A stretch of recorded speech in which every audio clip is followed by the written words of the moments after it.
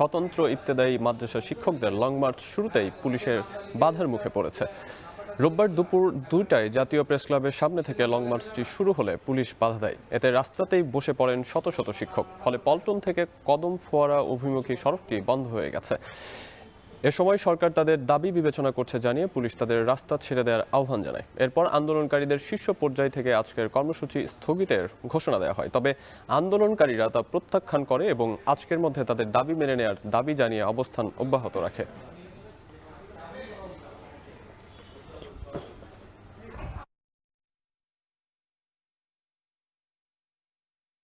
আমি মাননীয় উপদেষ্টাকে বলতে চাই, মাননীয় উপদেষ্টা, এই দেশের পাখিরা সন্ধ্যা হলে বড় পেটে নিরে ফিরে যায়, এই দেশের কুকুরেরা এই রাস্তার পাশে নিরাপদে ঘুমিয়ে যায়, কিন্তু আপনি কি আমাদের পরিবারের খবর জানেন?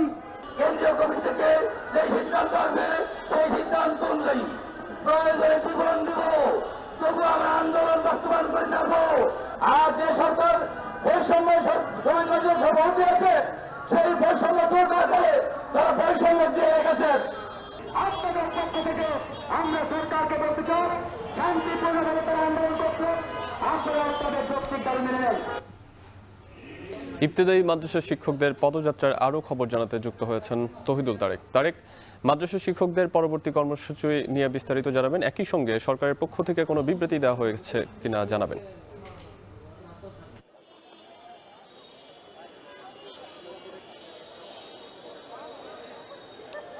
শাহাব, আপনার সবশেষ যে প্রশ্নটি সেটি দিয়েই শুরু করি যে সরকারের পক্ষ থেকে এখন পর্যন্ত কোনো বিবৃতি কিন্তু আমরা পাইনি বা জানতে পারিনি যে তারা দিয়েছে কিনা। কারণ আমরা বেশ কিছুক্ষণ আগে জানতে পেরেছি যে ইবতেদায়ী এখানে যারা আন্দোলন করছেন তাদের পক্ষ থেকে 11 সদস্যের একটি প্রতিনিধি দল সচিবালয়ে গিয়েছেন বেশ কিছুক্ষণ আগে। সেখানে সংশ্লিষ্ট কর্মকর্তাদের সঙ্গে তাদের সাক্ষাতের কথা রয়েছে। এরপরে হয়তো আমরা জানতে পারবো যে তারা ফিরলে যে তাদের সাথে আসলে কী কথা হয়েছে এবং সবশেষ আপডেট কী। এবং কর্মসূচি সম্পর্কে তাদের যে অবস্থানটি যদি একটু ব্যক্ত করি, যে তাদের আজকের কর্মসূচি কিন্তু ছিল যে যমুনা অভিমুখী লং মার্চ। বেলা 2টা নাগাদ কিন্তু তারা এখান থেকে প্রেস ক্লাবের সামনে থেকে তাদের অবস্থান কর্মসূচি থেকে তারা শুরু করে লং মার্চ যাত্রা। কিন্তু শুরুতেই পুলিশের বাধার মুখে পড়তে হয় তাদেরকে। এখানে যে কদম ফোয়ারা রয়েছে, কদম ফোয়ারার ঠিক আগে কিন্তু পুলিশ তাদের ব্যারিকেড দিয়ে আটকে দেয় এবং তখন আন্দোলনকারীরা এখানে বসে পড়েন।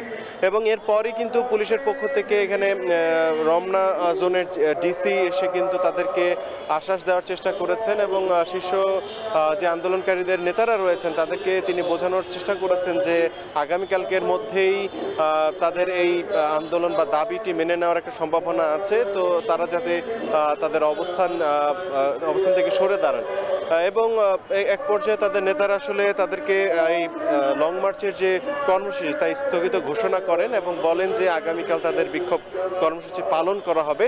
কিন্তু এখানে যারা অবস্থান করছিলেন যে আন্দোলনকারীরা তারা আসলে সেই ঘোষণা প্রত্যাখ্যান করে এবং সেখানে কিন্তু তারা অবস্থান করছে গেল 2 ঘন্টা যাবৎ।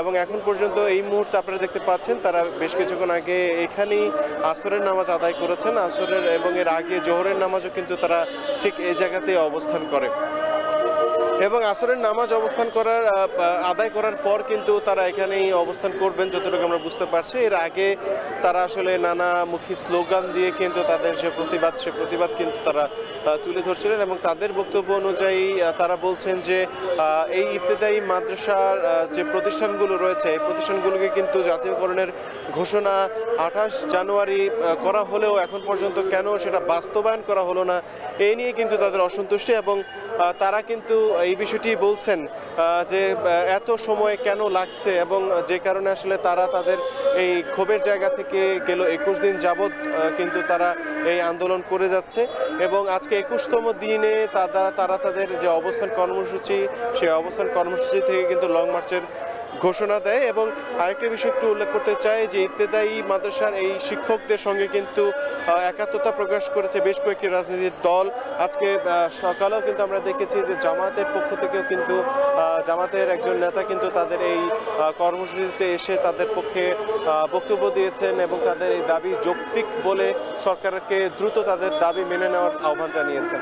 এই ছিল আমার কাছে সবশেষ। ইবতেদায়ী শিক্ষক আন্দোলনের শীর্ষ নেতৃত্ব আন্দোলন কর্মসূচি স্থগিত করলেও চালিয়ে যাচ্ছেন আন্দোলনকারীরা। সরাসরি আমাদের সঙ্গে যুক্ত ছিলেন তৌহিদুল তারেক, জানাচ্ছিলেন বিস্তারিত। সিলেটের